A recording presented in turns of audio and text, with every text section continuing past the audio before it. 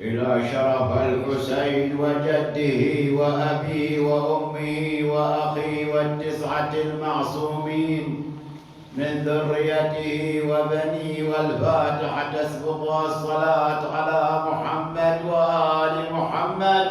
اللهم صل على محمد وآل محمد. يغفر الله لنا ولكم أيها المؤمنون.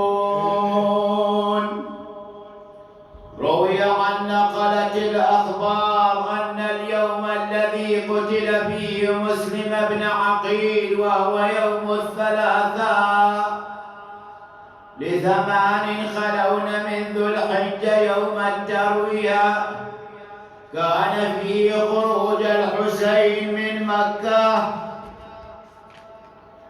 إلى العراق بعد أن طاف وسعى وأحل من إحرام وجعل حجه عمرة مفردة، لأنه عليه السلام لم يتمكن من إتمام الحج مخافة أن يبطش به، وذلك لأن يزيد لعنه الله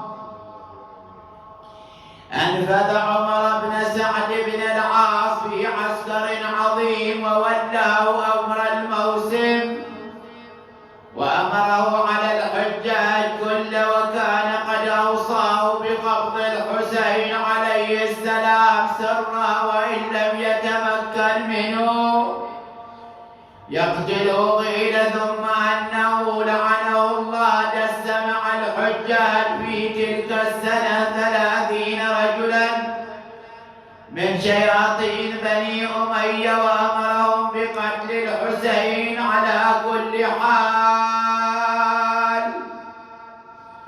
اتفق، فلما علم الحسين بذلك حل من إحرام الحج وجعل عمرته مفردا. وعن بعض الناقلين أن محمد بن الحنفية لما بلغه الخبر أن أخاه الحسين خارجا من مكة يريد العراق، وكان بيده طيش فيه ماء وهو يتوضأ،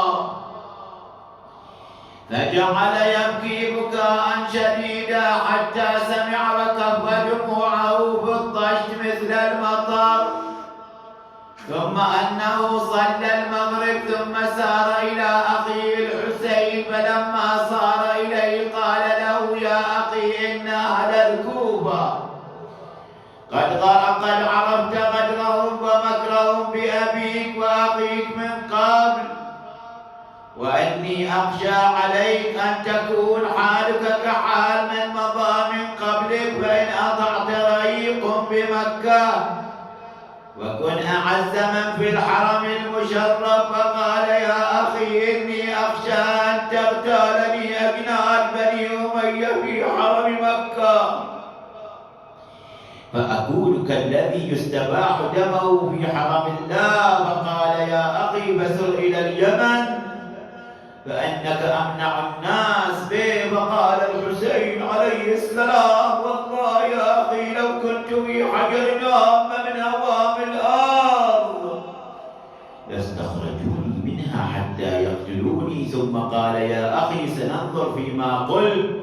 قال: فلما كان وقت السحر عزم الحسين على الرحيل إلى العراق، فجاءه أخوه محمد بن الحنفية وأخذ بزمام ناقته التي هو راكبها، وقال: يا أخي، ألم تعد النظر فيما أشرت به علي؟ قال: بلى. قال: فما حاجك على الخروج عاجلا؟ فقال: يا أخي، إن جدي رسول الله صلى الله عليه وآله وسلم أتاني بعدما فارقتك وأنا نائم، فضمني إلى صدري وقبل ما بين عيني وقال: يا حسين، يا قرة عيني، اخرج إلى العراق، فإن الله عز وجل قد شاء أن يراك قتيلا مخضبا بدمائك. فبكى ابن الحنفية بكاء شديدا وقال له: يا أخي، إذا كان حالك هكذا فما معنى حملك هذه النسوة وأنت ماض إلى إلى القتل، فقال يا أخي قد قال لي جدي أيضا إن الله عز وجل قد شاجرهم سبايا محتكى جسد النبي أسر الذل، وأن أيضا لا يفارقني ما دمت حيا، فبكى ابن الحلبي بكاء شديدا وجعل يقول ودعتك الله يا حسين، وداعة الله يا حسين.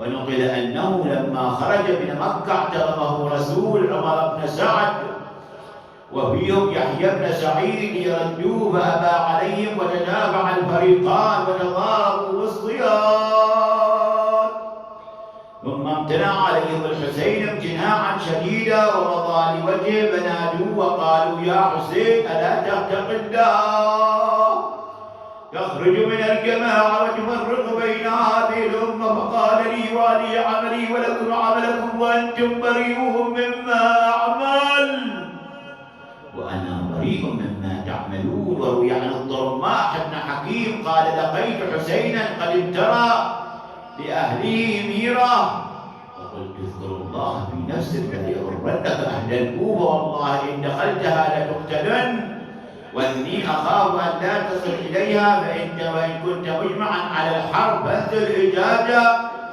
حيدر تفضل. ساعة كم؟ ها؟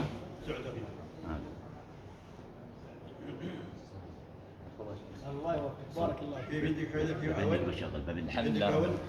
باكر بيسوي له عملية قسطرة، يمكن باكر